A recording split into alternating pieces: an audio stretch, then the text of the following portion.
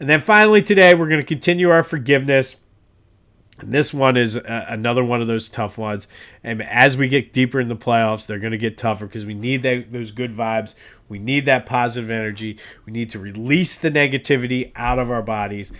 Today, we're going to forgive Gabe Kapler. And Gabe was the Phillies manager only 2 years here in 2018 and 19. He was hired with no managerial experience, basically because he was very prepared and had good people skills. The closest he had come was the director of player development for the Dodgers.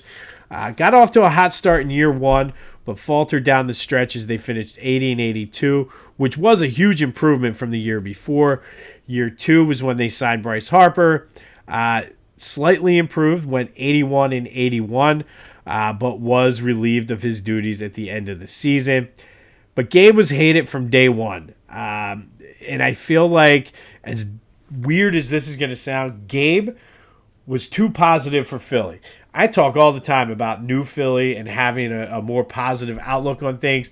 Gabe was just too positive, too optimistic for Philly. But on top of that, it came off very condescending. I feel as though he talked to the media and the fans like they were dumb, like he was the smartest guy in the room, almost like talking down to us. Well, you don't understand what it's like. Things like that. Very conceited and cocky.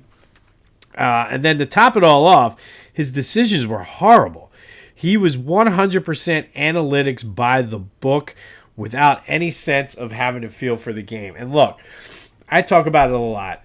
I don't hate analytics, but I do feel there's a time and a place for analytics. If you have a tough decision, that's when you go to the analytics. But you have to have a feel for the game. You got to see what the game flow is, because a lot of times your analytical charts don't take into consideration who's hot, if there's an injury, sort of what's happening on the other side of the field, the weather, things like that. So I think you have to have analytics, but you need to have a feel for the game. Gabe had zero feel for the game, and it started right from the beginning with him when he pulled Aaron Nola out after 68 pitches and a 5-0 lead down in Atlanta, and then the bullpen exploded, which they had a horrible bullpen, but he pulled him because the analytics suggested the third time through the lineup would be bad. Well, how'd that work out for you, Gabe?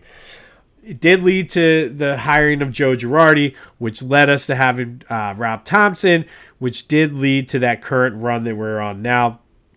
But today, for the sake of the Eagles, for the sake of our Philadelphia sports team, and for the sake of being the bigger person, I'm going to forgive Gabe Kapler. Now, there's a caveat here. I'm going to forgive him, but just because you forgive somebody doesn't mean you have to like them. I still don't like Gabe Kapler. Just like the other day when we forgave Ben Simmons, I don't like Ben Simmons. But I am going to forgive Gabe.